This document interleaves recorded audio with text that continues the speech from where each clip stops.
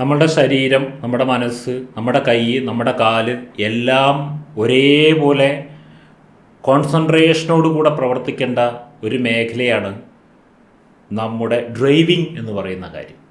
പലപ്പോഴും പല ഡ്രൈവിങ്ങുകളും ചീറ്റിപ്പോകാൻ കാരണം, ആളുകൾ മരണത്തിന് കീഴടങ്ങാൻ കാരണമൊക്കെ ഒരു മൊമെൻറ്റിലെ, ഒരു സെക്കൻഡിലെ മനസാന്നിധ്യമില്ലായ്മയാണ്. എന്തോ ഒരു കാര്യത്തിലേക്ക് ശ്രദ്ധിച്ചു, അപ്പോഴേക്കും ഇവിടെ അപകടം സംഭവിച്ചു. മൊബൈൽ ഫോണൊന്നും ഉപയോഗിക്കരുത് ഡ്രൈവ് ചെയ്യുമ്പോൾ എന്ന് പറയാനുള്ള കാരണം അതാണ്. മനസാന്നിധ്യം നഷ്ടപ്പെട്ട് കഴിഞ്ഞാൽ മരണമാണ് ഡ്രൈവിങ്ങിൻ്റെ ഫീൽഡിൽ സംഭവിക്കുന്നത്. ചില കാര്യങ്ങളിൽ, ഇപ്പോൾ പഠിക്കുന്ന കാര്യങ്ങളിൽ, പരീക്ഷയുടെ കാര്യത്തിലൊക്കെ മനസാന്നിധ്യം നഷ്ടപ്പെട്ടാൽ പരാജയമാണ്. ചില സ്ഥലത്ത് മരണം, ചില സ്ഥലത്ത് പരാജയം, ചില സ്ഥലത്ത് ചില പ്രശ്നങ്ങൾ. ഇപ്പോൾ നമ്മളുടെ ഭാര്യ അല്ലെങ്കിൽ നമ്മളുടെ ഭർത്താവ് നമ്മളോട് ജീവിതത്തിലെ വളരെ പ്രധാനപ്പെട്ടൊരു കാര്യം നമ്മളോട് ഇങ്ങനെ സീരിയസ് ആയി സംസാരിച്ചുകൊണ്ടിരിക്കുന്ന സമയത്ത് അതിൻ്റെ ഇടയിൽ വേറെന്തോ കാര്യം ഓർമ്മ വന്നപ്പോൾ നമ്മളൊന്ന് അതിനെക്കുറിച്ച് ശ്രദ്ധിക്കാൻ, അതിനെക്കുറിച്ച് ചിന്തിച്ചു. അപ്പോൾ നമ്മുടെ മുന്നിൽ നമ്മളോട് സംസാരിച്ചുകൊണ്ട് നിൽക്കുന്ന വ്യക്തിക്ക് അദ്ദേഹം പറയുന്നതിൽ നമ്മൾ ശ്രദ്ധിക്കുന്നില്ല എന്നുള്ളത് അവർക്ക് മനസ്സിലാവും. അപ്പോൾ മനസാന്നിധ്യം നഷ്ടപ്പെട്ടാൽ കുടുംബകലഹം, മനസാന്നിധ്യം നഷ്ടപ്പെട്ട മരണം, മനസാന്നിധ്യം നഷ്ടപ്പെട്ട പരാജയം, മനസാന്നിധ്യം നഷ്ടപ്പെട്ട കുടുംബകലഹം, ഇങ്ങനെ മനസാന്നിധ്യം നഷ്ടപ്പെട്ട പലതും സംഭവിക്കും. അപ്പോൾ ഈ മനസാന്നിധ്യം എങ്ങനെ ഉണ്ടാക്കിയെടുക്കുക?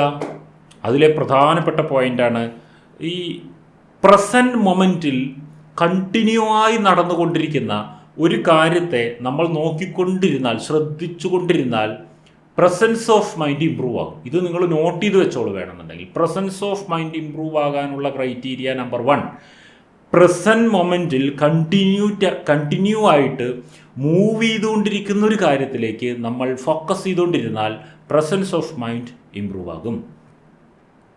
പ്രസൻറ്റ് മൊമെൻറ്റിൽ കണ്ടിന്യൂ ആയി മൂവ് ചെയ്തുകൊണ്ടിരിക്കുന്ന കാര്യങ്ങൾ എന്തൊക്കെയുണ്ട് എന്നുള്ളത് നമ്മൾ മനസ്സിലാക്കണം. അതിപ്പോൾ ഈ ചലഞ്ച് മുന്നോട്ട് പോകുമ്പോൾ തന്നെ നമുക്ക് കുറേ കാര്യങ്ങൾ മനസ്സിലാവും. പ്രസൻറ്റ് മൊമെൻറ്റിൽ കണ്ടിന്യൂ ആയി നടക്കുന്നൊരു കാര്യമാണ് വെള്ളച്ചാട്ടം. പ്രസൻറ്റ് മൊമെൻറ്റിൽ കണ്ടിന്യൂ ആയി നടക്കുന്നൊരു കാര്യമാണ് മേഘങ്ങൾ തെന്നി നീങ്ങിപ്പോയിക്കൊണ്ടിരിക്കുന്നത്. പ്രസൻറ്റ് മൊമെൻറ്റിൽ കണ്ടിന്യൂ ആയി നടക്കുന്ന കാര്യമാണ് ഒരു ചന്ദനത്തിരിയുടെ പുക ഇങ്ങനെ പോയിക്കൊണ്ടിരിക്കുന്നത്, ഒരു ദീപനാളം കത്തിക്കൊണ്ടിരിക്കുന്നത്. പ്രസൻറ്റ് മൊമെൻറ്റിൽ കണ്ടിന്യൂ ആയി നടന്നുകൊണ്ടിരിക്കുന്നതാണ് കാറ്റത്ത് മരങ്ങൾ ആടിക്കൊണ്ടിരിക്കുന്നത്. പ്രസൻറ്റ് മൊമെൻറ്റിൽ കണ്ടിന്യൂ ആയി നടക്കുന്നതാണ് പക്ഷികൾ, ശലഭങ്ങൾ ഇവയൊക്കെ ഇങ്ങനെ കളിച്ചുകൊണ്ടിരിക്കുന്നത്, ഒരു പൂവ് ഇങ്ങനെ. പ്രസൻറ്റ് മൊമെൻറ്റിൽ കണ്ടിന്യൂ ആയി നടന്നുകൊണ്ടിരിക്കുന്ന ഒരു സാധനമാണ് നമ്മുടെ ഹാർട്ട് ബീറ്റ്. പ്രസൻറ്റ് മൊമെൻറ്റിൽ കണ്ടിന്യൂ ആയി നടന്നുകൊണ്ടിരിക്കുന്ന സാധനമാണ് നമ്മളുടെ ശ്വാസോച്ഛ്വാസം. ഇങ്ങനെ എന്തൊക്കെ സാധനം പ്രസൻറ്റ് മൊമെൻറ്റിൽ കണ്ടിന്യൂ ആയിട്ട് പ്രവർത്തിക്കുന്നു അതിലേക്ക് ശ്രദ്ധിക്കുമ്പോൾ നമ്മുടെ പ്രസൻസ് ഓഫ് മൈൻഡ് ഇമ്പ്രൂവ് ആകും. ഇതാണ് നമ്മളുടെ ഈ മൈൻഡ്ഫുൾനെസ് ആക്ടിൻ്റെ പ്രധാനപ്പെട്ട തന്തു. അല്ലാതെ മനസ്സിനെ വലുതിലേക്ക് കൊണ്ടുവരാൻ വേറെ വഴിയില്ല. മനസ്സ് പ്രസൻറ്റ് മൊമെൻറ്റിൽ മൂവ് ചെയ്തുകൊണ്ടിരിക്കുന്ന ഒരു കാര്യത്തിലേക്ക് ശ്രദ്ധിച്ചുകൊണ്ടിരുന്നാൽ അതിന് പ്രസൻസ് ഓഫ് മൈൻഡ് ഉണ്ടാക്കാനുള്ള ടെൻഡൻസി ഉണ്ടാകും. അപ്പോൾ അതുകൊണ്ടാണ് ഈ മൈൻഡ്ഫുൾനെസ് മെഡിറ്റേഷനിൽ ശ്വസിക്കുക, ശ്വാസത്തിലേക്ക് ശ്രദ്ധിക്കുക, ഇത് മാത്രമാണ് വരുന്നത്. അതിലേക്ക് നമ്മൾ എത്തും കുറച്ച് ദിവസങ്ങൾക്കകം. അതിനു മുൻപ് നിങ്ങൾക്ക് ചെറിയ പ്രാക്ടീസുകൾ തന്നിട്ട് പ്രസൻറ്റ് മൊമെൻറ്റിലെ ആക്ടിവിറ്റീസിലേക്ക് ശ്രദ്ധിക്കാൻ വേണ്ടി പഠിപ്പിക്കുകയാണ്. ഇതിൽ 2 തരം ആക്ടിവിറ്റി ഉണ്ട്. ഒന്ന്, നമ്മൾ തന്നെ ചെയ്യുന്ന ഒരു പ്രവൃത്തി.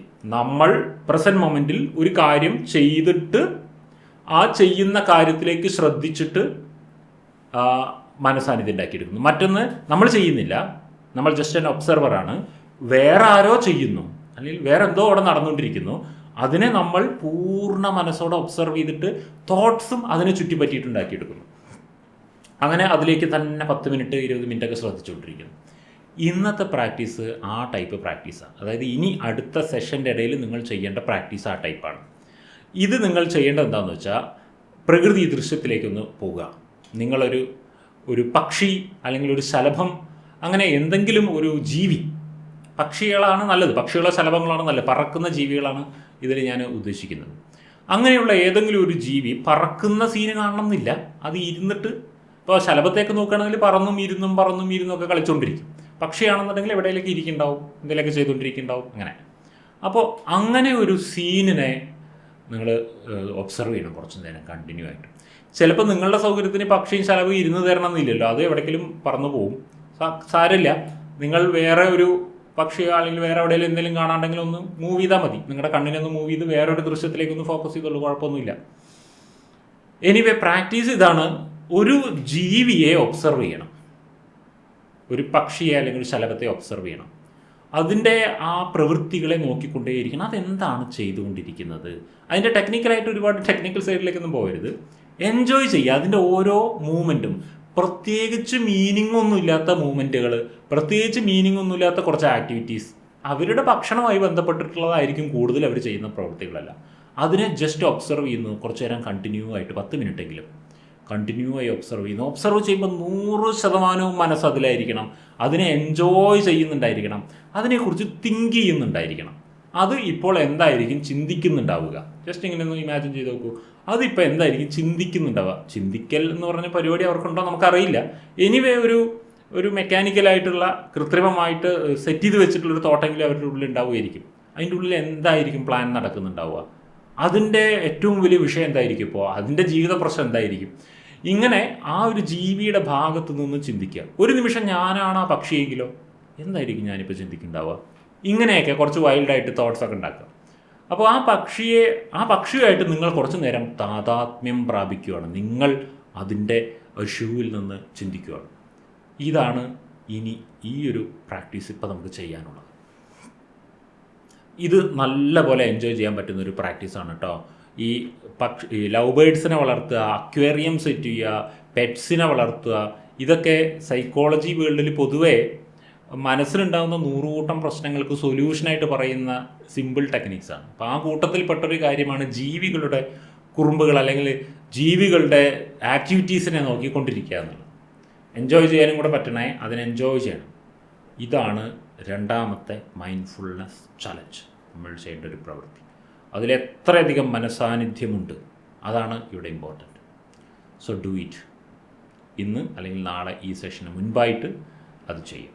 ഇതായിരിക്കണം നമ്മുടെ പ്രാക്ടീസ്. ഈ പ്രാക്ടീസ് എന്തിനാണ് ചെയ്യുന്നത്, അത് കുറച്ച് കഴിയുമ്പോൾ മനസ്സിലാവും.